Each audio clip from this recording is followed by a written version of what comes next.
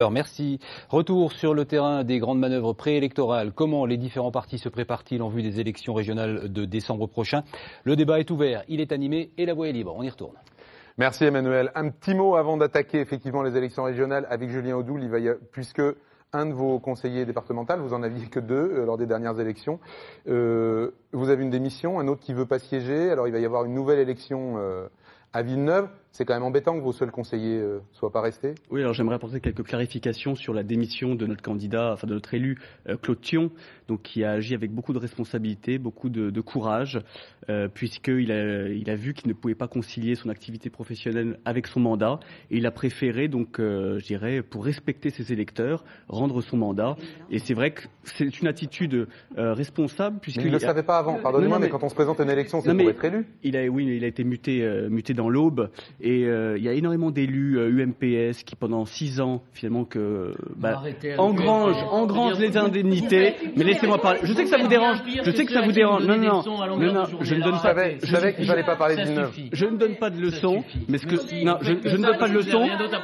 C'est que Claude Thion aurait pu pendant 6 ans prendre ses indemnités et ne rien faire au département. Il a préféré être honnête. Il a préféré être honnête devant ses électeurs en rendant son mandat. C'est une attitude responsable qui fait honneur à la politique. Ensuite, donc, sur l'élection du 5 et 12 juillet, nous avons un très bon candidat qui s'appelle Monsieur Dacier, Claude Dacier, donc à Villeneuve-sur-Yonne, qui était candidat sur un autre canton. Qui était candidat sur un autre canton, certes, mais donc qui, je l'espère, va permettre aux électeurs du canton de confirmer leur vote patriote de mars. Alors voilà, heureusement qu'on n'est pas en campagne, puisque vous nous auriez troublé les temps de parole et de publication. Allez, les élections régionales, pour commencer, il nous reste une dizaine de minutes dans cette émission, il faut en parler quand même, puisque les choses se préparent. Un petit mot quand même sur, et c'est pour vous Fadila Khattabi, François Patriat a décidé de ne pas y retourner. Ça aura presque fait 12 ans de mandat, il aura été le président qui aura le plus été à la tête de la Bourgogne.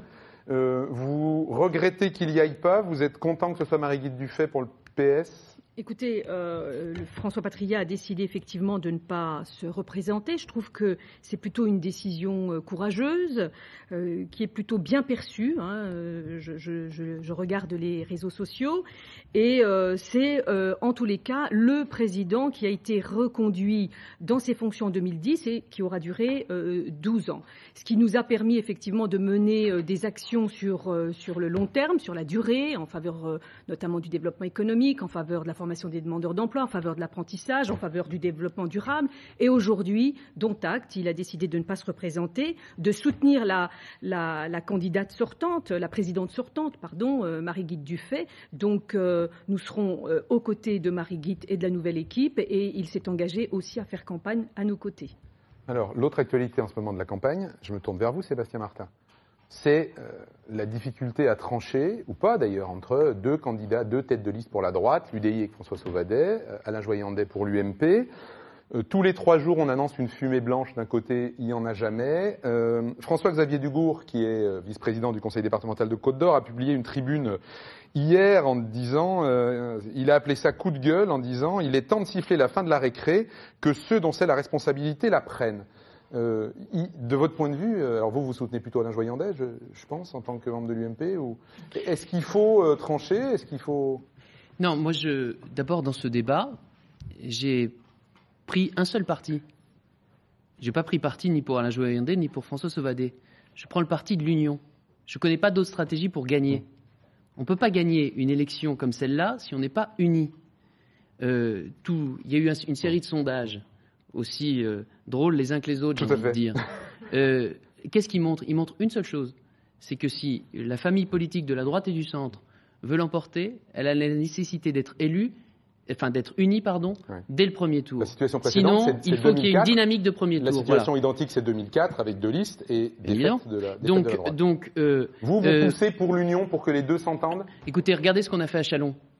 Si nous nous étions pas unis avec Gilles Platrès, je pense que je ne serais pas sur ce plateau aujourd'hui. On s'est unis, on a gagné. Si, au niveau régional, on n'est pas capable de faire la même chose, alors il n'y aura pas le résultat victorieux, à mon avis. La question, c'est qui en tête de la liste? Parce que pour l'instant, les deux veulent mener la liste. Eh bien, écoutez, je suis tout à fait prêt à les recevoir, s'ils le veulent. On peut leur montrer comment on a fait à Châlons. Ils viennent à Châlons, on les met autour d'une table et on attend qu'il en sorte quelque chose. Il faut aussi que sur le terrain, on prenne nos responsabilités. Nous, à Châlons, on les a pris à Joyandé et Sauvadet de prendre les leurs, et s'il faut un lieu neutre pour les recevoir, on les reçoit dans un lieu neutre, et on est prêt à les aider à s'unir. Est-ce que vous pensez, on sait que c'est aussi des discussions avec l'UDI, entre Nicolas Sarkozy et l'UDI, est-ce que vous pensez que Nicolas Sarkozy doit... Parce que c'est ce qu'il dit François-Xavier Dugour, il dit maintenant, il faut que quelqu'un prenne une décision et dise quelque chose. Est-ce que derrière ça, il n'y a pas le fait que Nicolas Sarkozy a peut-être du mal à trancher, à imposer quelque chose? Non, je crois que on est dans des discussions avec nos partenaires de l'UDI. Hervé Morin, ce matin, dans le Figaro, indique qu'il est indispensable qu'il y ait une union des Républicains et de l'UDI dès les régionales. Et même dans la perspective ensuite des présidentielles, qu'il y ait une primaire ouverte, le plus large possible, Sauf que UDI ça, c'est pas la position de Républicains. Jean-Christophe Lagarde, le patron de l'UDI. Ah bah, l'UDI règle ses problèmes en interne, mais je trouve que c'est une position sage. Stéphanie Maud, vous avez été aux côtés de Fadila Khattabi dans une campagne. Vous avez été ensuite seul en 2010. Vous avez rejoint la majorité entre les deux tours. Là, votre choix, c'est celui de l'indépendance, on va dire. Tout à fait. Est-ce que c'est une vraie indépendance ou est-ce que c'est une indépendance qui changera entre les deux tours? C'est déjà une volonté de réunir l'ensemble des écologistes sur un projet commun. On a vraiment un projet de société, je dirais, qui est le nôtre, que nous avons depuis maintenant 30 ans, que nous avons affiné. Effectivement, si tout le monde est écologiste, environnementaliste, je revendique quand même le fait que les Verts, Europe Écologie, maintenant les Verts, soient plus écologistes et plus environnementalistes que les autres.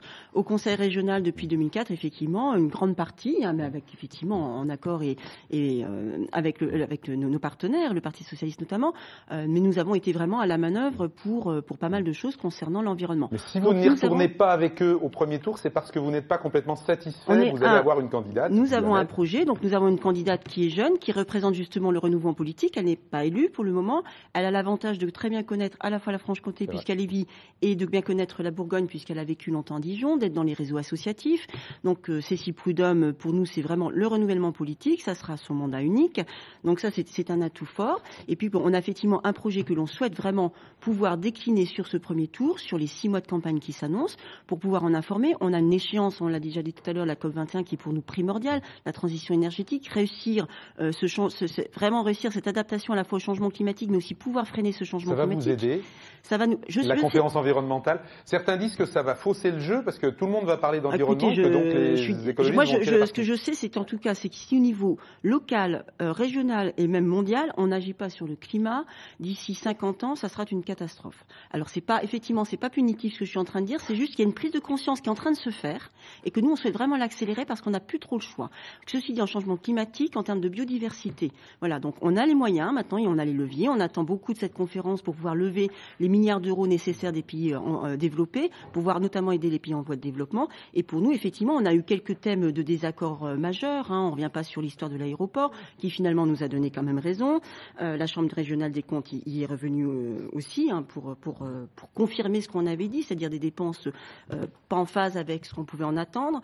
Là, sur la politique du transport, sur la suppression de certains trains TER, effectivement, pour nous, il y a vraiment la nécessité de garder, effectivement, même si ça coûte un tout petit peu d'argent, de garder une desserte régionale, donc maintenant Franche-Comté-Bourgogne, sur l'ensemble du territoire. Voilà, de ne pas laisser certains territoires à l'abandon et tout en maintenant effectivement développant l'activité économique. Sur cette campagne régionale qui s'amorce, c'est Sophie Montel qui va mener la liste pour la Bourgogne et la Franche-Comté. Le grand public l'a vu lors de la législative partielle de Montbéliard à l'époque. Le mode de scrutin vous est plutôt favorable puisqu'il y a une dimension proportionnelle dans ce scrutin. Néanmoins, les sondages, pour l'instant, vous créditent d'une vingtaine, entre 20 et 25%, on va dire. 27, le dernier. 27. Voilà. Est-ce que vous avez grand-chose à attendre de ces élections finalement? Parce qu'on peut se douter que vous n'irez pas forcément quand même beaucoup plus haut. Un sondage à 25-27 maintenant, ça vous donnera pas, en tout cas en Bourgogne-Franche-Comté, une position centrale à ce moment-là? Mais je crois que vous aurez des surprises. Voilà. En décembre, il y aura une grande surprise, une grande vague patriote qui déferlera sur toutes les régions de France. Mais nous, au Front National, on n'est pas dans la cuisine politicienne, on n'est pas dans les accords partisans. Nous ne souhaitons pas rassembler la gauche, rassembler droite et centre. Nous, on souhaite rassembler concrètement tous les Bourguignons, tous les Francs-Comtois qui souhaitent redresser leur région dans une véritable alternative. Vous me permettez un trait d'humour? Ça n'a pas été toujours le cas au Conseil régional, puisqu'on se souvient de 98 tout de même. J'apprécie votre humour. Non, vous me tendiez une perche que j'étais obligé de prendre. Je vous laisse poursuivre. Oui, 98, c'est le passé. Mais ce que je veux dire, c'est que l'enjeu de ces régionales, c'est aussi que nous sommes les seuls au Front National à défendre finalement les territoires. puisque droite et gauche ont, ont adoubé la fusion des régions, de ces techno-régions lointaines, féodales, coûteuses, qui finalement vont être une misère pour nos territoires, et notamment pour Lyon. Lyon qui va être un territoire complètement désœuvré, relégué. Vous êtes opposé à la fusion? Bien sûr que nous sommes opposés. Vous en parlerez pendant la campagne. Vous allez faire campagne contre l'idée de la fusion pendant la campagne. Pas la loi qui a été... mais ce n'est pas une histoire de respecter la loi, mais pas du tout. Nous sommes pour la préservation des politiques sociales, des territoires, des identités régionales, et cette fusion, parce que cette carte régionale finalement qui a été inspirée par Berlin, qui a été commandée par Bruxelles et qui a été découpée par Hollande et Valls, elle va à l'encontre de tout ça. Je veux dire, ça va être un gouffre financier, ça va être moins de services, et ça va être la concentration des développements, des richesses, des emplois dans les grands pôles urbains. C'est-à-dire que les territoires ruraux vont être les premières victimes de cette relégation territoriale. Et ce sera le cas pour Lyon, qui sera coincé et qui sera un véritable no man's land entre l'Île-de-France et la région de Dijon. C'est déjà le cas aujourd'hui. Mais c'est déjà le cas, mais ça va être accentué. Ça va être accentué. Entre deux grandes régions, Rhône-Alpes et Île-de-France, et il est important de créer un grand espace de vie et de développement économique, de mutualiser nos forces, de solliciter aussi, vous êtes contre l'Europe, mais il y a beaucoup de fonds européens à mobiliser pour le progrès social, le développement économique ainsi que la formation, et donc ça passe aussi par l'Europe, je suis désolée, et donc c'est de faire une grande région dynamique, une région dynamique.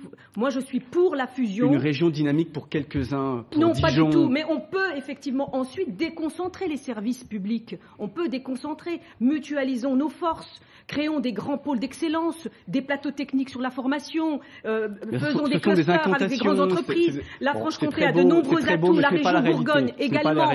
Donc réunissons nos forces pour inscrire cette grande région, un espace de vie qui soit dynamique et qui réponde bien aux attentes. Commencer la campagne des élections régionales. Merci à tous les quatre. Il nous reste 30 secondes, c'est le moment d'arrêter cette émission, d'arrêter ce débat. Merci à tous les quatre d'être venus débattre pour parler à la fois de l'actualité de vos partis et puis un petit peu aussi de ces élections régionales qui vont largement nous occuper. Ne manquez pas cet après-midi l'émission spéciale sur les Franco-Gourmandes de Tournu à 15h20 et puis samedi prochain, puisqu'on parle des régionales, 11h, Voix libre spéciale Bourgogne-Franche-Comté, les deux présidents face aux questions des Bourguignons et des Francs-Comtois sur la fusion des régions. Bon week-end, au revoir, merci.